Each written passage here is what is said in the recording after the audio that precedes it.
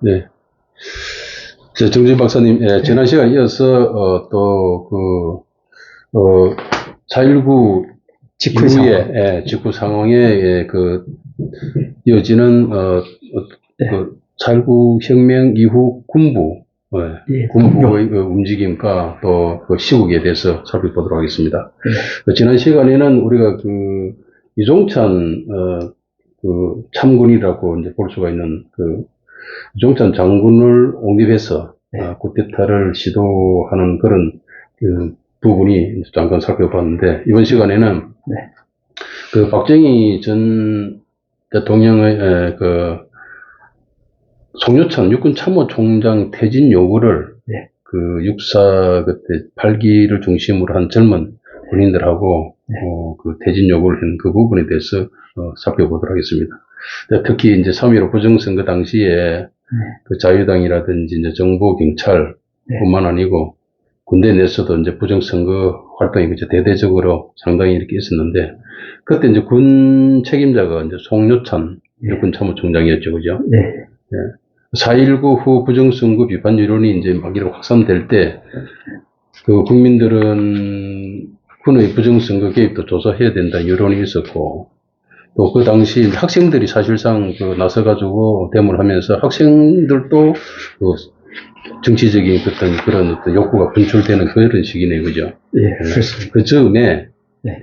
박정희 장군이 그 당시에 이제 군수기지 사령부로 있으면서, 송유천 육군참모총장에게 부정선거의 책임을 지고 자진 사퇴하라는 편지를 보냈다는데, 참 그게 그 시대에 보면 참 대담한 일인 것 같습니다. 그게 쉽지 않은 일 같은데, 그 경위를 한번 이번 시간에 공부 한번 해보시죠. 예. 그래서 지금 4.19 혁명이라는 그런 이제 권력의 군백 사태가 발생하니까 그 틈을 이용해서 학생들은 이 사회를 개혁하겠다고 거리로 나와서 그 당시에 그 학생 시위 주도 세력에 이제 영향이 엄청 커졌습니다. 그렇죠. 서울의 경찰서로 치안을 그 학생들이 다 관리했어요. 경찰들은 다 내빼고. 부산도 그런 상황이었습니다. 그래서 이제 역사를 보면 박정희 대통령은 부산에서 쿠데타를 구생을 했고, 그리고 나중에 11.6 직전에 10월 18일 날 1979년 그때 김영삼 그 부산 출신 국회의원을 제명을 해가지고 부산에서 큰 난리가 나가지고 그때 또 비상계엄을 선포했습니다. 부산에만. 어쩌면 그때 11.6 사건 직전에 부산에서 가장 크게 데모 일어났잖아요. 그래서 부산이 보면 항상 이렇게 도화선을 제기하는 그런 어떤 시대적 흐름이. 그러다 이제 부산 마산. 부산 마산. 마산은 이제 4.19고, 말 학생 때문에 그렇고, 실질적인 데모는 부산에서 더 많이 일어나고 그런 상황이었습니다. 특히 부산에서 김영삼 그때 총재가 그 당시 부산에서 10월 중순경에 11.6 직전에 그 데모의 절정기에 올랐을 때 그때 중심이 됐었고, 심지어 이화여대에서는 이화여대에서 부산대학교에 가위로 인해가지고 가위를 내려보내는 그런 사건도 있었죠. 너희들 남자도 아니다 뭐 이래가지고 그래서 부산대 학생들을 많이 자극을 했어요.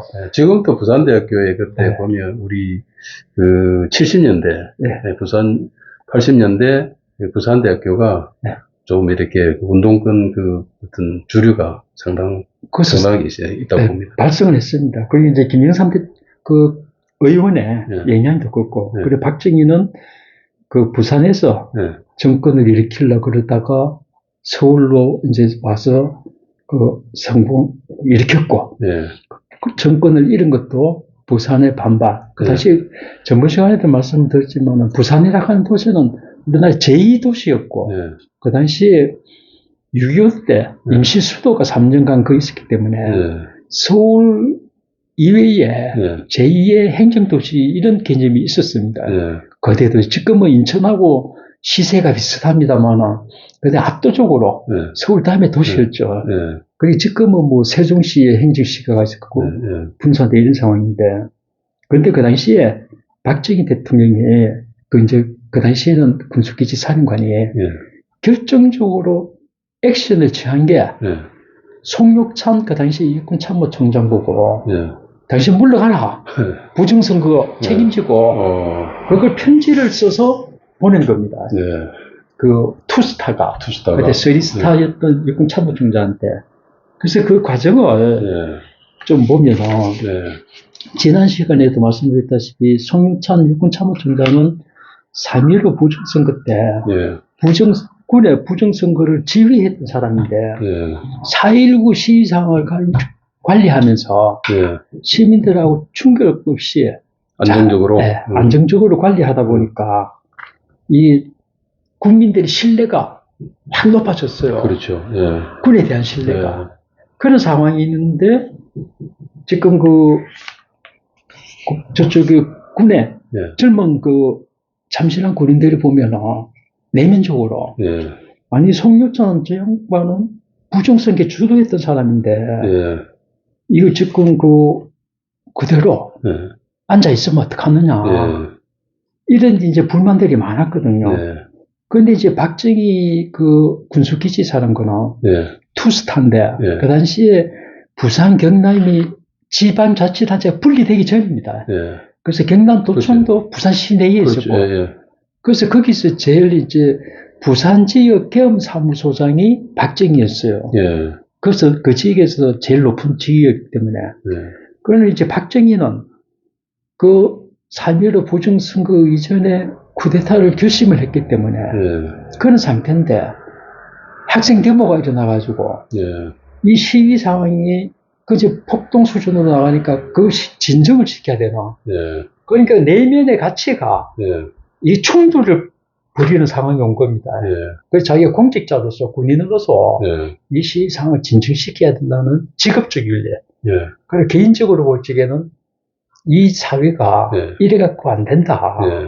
이 부정부패 자유당에 이 부패는 개혁을 해야 된다. 혁신을 해야 된다. 이런 이제 개인적인 시국과 이런 복잡한 시위 상태가 있었는데 4월 24일 날 그 부산 지역에서 죽은 시위 학생 그 당시에 부산 경남에서도 13명이 죽었어요. 학생이 시위를 벌이다가 그러니까 그 사람들의 합동 위령제가 부산 범어사에서 열렸습니다. 부산 범어사는 부산 지역에서 제일 큰 절이죠. 지금 부산 기장입니까? 동네. 그 범어사에서 합동 위령제가 열렸는데 그 당시에 이제 박정희 전 대통령은 군수기지 사령관이 계엄사무소장이니까 참가해서 연설을 했거든요.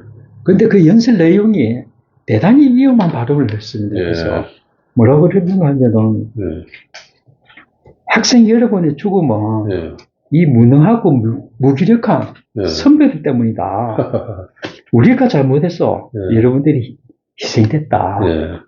그래 여러분들이 흘린 피가 결코 헛되지 않도록 우리가 노력하겠다. 여러분들이 못한 이런 소원은 기필코 우리가 성취하겠다. 이래 하니까 그 당시에 이제 방송국 기자들도 와서 취재를 했을 거니까. 그리고 부산 문화방송. 이 문화방송 요새 이제 MBC라 그러는데. 그 문화방송은 부산에서 출발했습니다. 1959년도에 이제 부산에서 개국해야하고 라디오 방송으로. 61년도에 서울에서 개국을 하고. 텔레비전은 69년도에 개국을 했는데. TV는 69년도. 9년도에. 그 당시에 부산 문화방송 라디오에 전능택 기자가 이 합동위원제 취재를 하고 와서 박정희 소장이 여러분이 못다 이룬 소원을 기필코 우리가 성취하겠다. 이게 가만보 자기가 기자가 생각해도 굉장히 위험수이거든요. 그렇죠. 야, 이거 뭐 군사 쿠데타 하겠다는 거야. 뭐야, 이거 이래가지고 조심스러우니까. 지금으로 이야기하면 지금 뭐 정치적 발언 자제하자고 하는데 지금 상당히 위험한 위험수이네, 그죠? 상당한 위험수죠. 그리고 권력 실세 보고 물러가는. 그러니까 그 당시에 이제 전능택 기자가 부산 군수기지사령부 기자들 담당하는 공보실장이 이낙선이었는데, 이낙선. 그분한테 전화해가지고, 야, 이거 그대로 방송해도 괜찮겠습니까? 이러니까, 이낙선 실장도 가만 생각하니까 조심스럽잖아요. 그런데 사령관한테 물어보고, 답을 주겠다 이러니까 사령관한테 물어보니까, 아, 그냥 방송하라고 그런 친다. 이래서 방송이 나갔다는 거예요. 참. 그리고 이제 그런 방송이 있고 나서, 그런 방송이 나가니까 박정희로서는 상당히 경계 대상으로 주시받을 소지가 있었죠. 그렇죠. 네. 그런 상황. 이게 지금 며칠이죠, 이게? 4월 24일 날. 4월 24일, 그러니까. 이승만 대통령이 하야 직전이네, 그죠? 네, 하야하기 직전입니다. 그리고 이틀 뒤에 4월 26일 날. 이승만 대통령이 하야 방송이 나가니까. 부산 시내가 난리가 난 겁니다. 이제 세상이 바뀌었다. 무법천지가 됐네. 네, 무법천지가 돼가지고, 시대가 경찰서를 점거해가지고, 서류들을 막 가져와서 길거리 뿌리고 이래가지고, 부산 시내 길거리가 허옇게 정도로 이 난리가 난 거예요. 그러다가, 근데 이제 경남도청이 부산에 있었는데. 경남도청이 저 대신동에 있었죠. 지금 대신동. 동아대학교 로스쿨 자리입니다. 그렇습니까? 부산에서 쭉 성장하셔가지고, 우리 김창호 박사님 그걸 잘 하시네. 그 도청으로 몰려가져가지고, 도지사 물러가라, 도지사 잡아라. 막 시위대가 이러니까, 이 계엄사령부로서는 이거 진정을 시켜야 되잖아요. 그런데 그 당시에 부산 지역 계엄대에 헌병대 몇 개 중대밖에 없었어요. 그러니까 이제 박정희 소장으로서 골치 아프잖아요. 그 이 양반이 이제 그 지혜를 짜낸 게, 이걸 무력으로 진압이 안 된다 이래가지고, 집차를 타고 가지고, 그 이제 위에 안 덮인 집차인데, 집차에 올라가가지고, 그 시위대 속에서, 여러분 진정해 주십시오. 여러분들이 그렇게 싫어하던 이승만 부패 정권은 끝났습니다. 그러니까 이제 진정합시다. 우리 여기서 다 같이 만세를 부릅시다. 이래갖고 그 이제 시위 진압 군인하고 시위대가 같이 만세를 부르는 거예요. 적대가 안 되고. 그러니까 시위대가 같이 만세를 부르니까 뭐 뿔뿔이 헤어지더라는 거예요. 그래 이런 상황이 있었고 또 이틀 뒤 4월 28일에는 이제 박정희 계엄사무소 저는 이제 시위를 좀 평화적으로 무마하기 위해서 학생 대표 그리고 언론 대표, 군인 대표들을 그 이제 박정희 사령관 그 사무실로 불러가지고 지구 간담을 했는데 그래서 이제 경론이 벌어지는 거예요. 요새 이제 또 권력이 공백이 생기니까 뭐 이재명 이 양반이 대통령이 될 거다. 국민의힘은 어떻게 될 거다. 이거 막 앞으로 2달 동안 이제 우국방당이 벌어질 거 아닙니까? 그죠? 이 나라를 어떻게 하느냐. 그런 상황이 이제 온 거죠. 그래서 그 자리에서 학생 대표가 아니, 군인 가운데도, 군인들도 부정선거 했잖아. 그 앞장선 인물도 물러가야 된다. 그리고 만약에 이 부정선거한 군인들이 자율적으로 정리가 안 되면 국민들이 일어날 거다.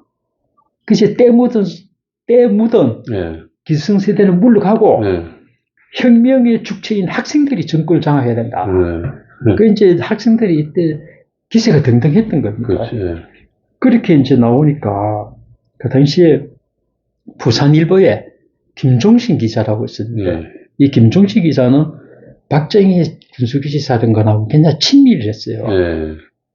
이때 취재를 하면서 저는 그 전까지는 박정희 대통령하고 아무리 인연이 없었는데 김종신 기자는 자기가 박정희 사령관을 곁에서 지켜보니까 대단히 그 청렴 강직하고 때묻지 않고 그래서 존경을 하게 됐다는 거예요. 그래서 이 양반이 김종신 기자가 그 취재하러 갔다가 지켜보다가 학생들이 그런 이야기를 하니까 학생 대표가 아니 무슨 말을 그래 하냐. 지금 무정부 상태 아니냐. 이 무정부 상태에 지금 불량배들이 학생들만 설치는 게 아니고 시내에 막 불을 지르고 난리가 났다. 막 강탈을 하고 이런 때는 군인들이 나서가지고 이거 바람을 일으켜야 된다. 군인들이 나서야 된다. 이래 이제 경론이 붙은 거예요. 그래서 학생 대표는 군인이 대체적으로 부패한 자유당을 대체하는 세력으로 등장해야 된다. 그래서 김종신 기자는 아니다. 군인들이 나서야 된다. 이렇게 이제 경론이 붙었는데 이 4월 28일 날 경비를 받고 나서 4일 후, 지난 5월 2일, 5월 2일은 이제 4.19 직후에는 그 과도정부를 허정 외무부 장관이 관리했지 않습니까? 그 부산 허정내각이라고 했죠. 과도정부. 과도정부. 이 양반이 이제 국방부 장관에 이정찬을 앉힌 거예요. 군에서 신망받다. 그 이정찬을 그 진해 육군대학 총장이었던 그 이정찬을 국방부 장관으로 임명한 날인데 이날 박정희가 편지를 써가지고 그걸 이제 그 당시에는 에로나이튼 경비행기가 이제 군은 그 빠른 수송대였습니다. 수송 비행기. 그래서 부산 군수기지사령부가 동네에 있었던 걸로 제가 알거든요. 연산동에는 있었죠. 이 비행장도 있습니다, 그죠? 수영 비행장. 수영 비행장. 지금은 다 도시로 개발돼가지고 해운대까지 막 센텀시티가 다 되었습니다. 다 연결되어 있는데 여기서 이제 자기 그 군수기지사령부의 손영길 대위 작전장교. 여기 이제 손영길 대위라 그러면 전두환 대통령 동기 아닙니까? 그렇습니다. 육사 11기. 육사 11기. 그래서 그 박정희 그 전 대통령은 육사 11기 출신들아 상당히 총애를 했습니다. 군에 개혁해 나갈 인물들이다. 그 육사 11기는 4년제 출신입니다. 처음으로. 그 앞에까지 육군사관학교는 다 2년제. 교육기간이 짧았거든요. 전쟁통에. 그래 이제 그 손영기를 시켜가지고 이 편지를 송교찬 참총장한테 갖다 주라. 이래 이제 자기는 손영기를 전달해주고 왔는데 그 당시에 나중에 이제 공개된 걸 보면은 그때 편지의 요지가 뭔가 하면은 그 좀 워딩을 그대로 좀 살려서 읽어드리면은 머지않아 군의 부정선거에 대해서도 비난 여론이 일어나고 지금 국회에서도 부정선거 증거 자료를 수집하고 있습니다. 그러므로 군의 체계 명령자인 각하께서 부정선거에 대해 책임을 지고 물러나시는 게 좋겠습니다. 정화의 태풍이 군에 파급되기 전에 자진용퇴하면 얼마나 뜻한 일이겠습니까?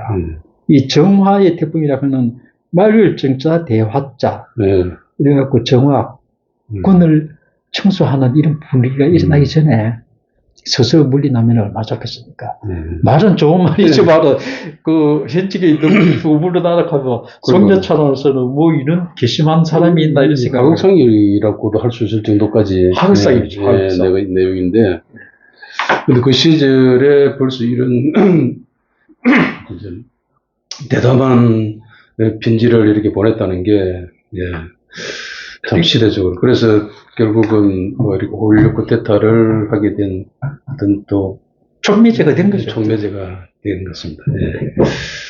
그래서 지금 우리가 지금 요 시간에 이제 이렇게 박정희 대통령의 그 편지를 보낸 것까지 정리를 하고 부분에 대해서 살펴보았습니다. 다음 시간에는 또 그러면 당연히 박정희 대통령에 대해서 견제가 있었을 거 아닙니까? 송여찬의 반격. 송여찬의 반격. 그러니까 그 당시에 송여찬, 육찬 첨당, 이종창, 박정희, 그리고 또 김종필 이런 사람들의 이제 난세에 그 인물들이 그 이제 우리 삼국지 같이 권력을 두고 암투를 부리는 과정을 저희가 지금 설명을 드리고 있습니다. 그것도 앞으로 소설 하나 하면 되게 참 재밌겠습니다.